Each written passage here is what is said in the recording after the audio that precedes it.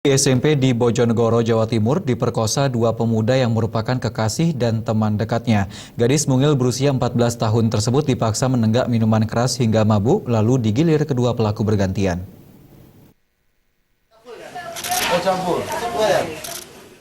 Dua pemuda ini adalah pelaku pemerkosaan terhadap siswi kelas 3 SMP negeri asal Kecamatan Kanor, Kabupaten Bojonegoro.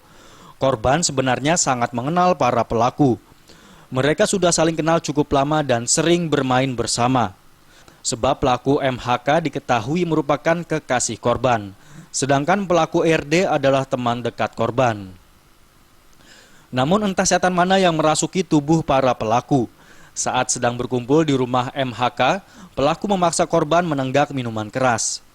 Setelah mabuk berat, pelaku memperkosa gadis mungil berusia 14 tahun itu secara bergiliran. Peristiwa ini baru terbongkar setelah korban mengandung selama 5 bulan.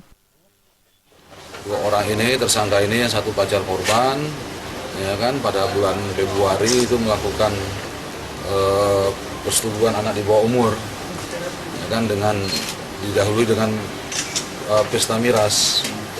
Mereka minum minuman keras, kemudian setelah teler disetubui oleh orang mereka berdua ini. Di mana itu, Bang? Tangkapannya? Ini di rumahnya kamu ya? Nah, rumah dia nih. Ini 5 kali ini sekali.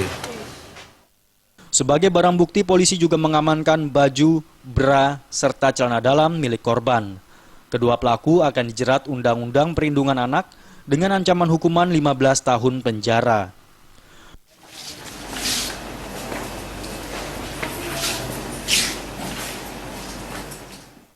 Dari Bojonegoro, Jawa Timur, Sumali Malwapati melaporkan.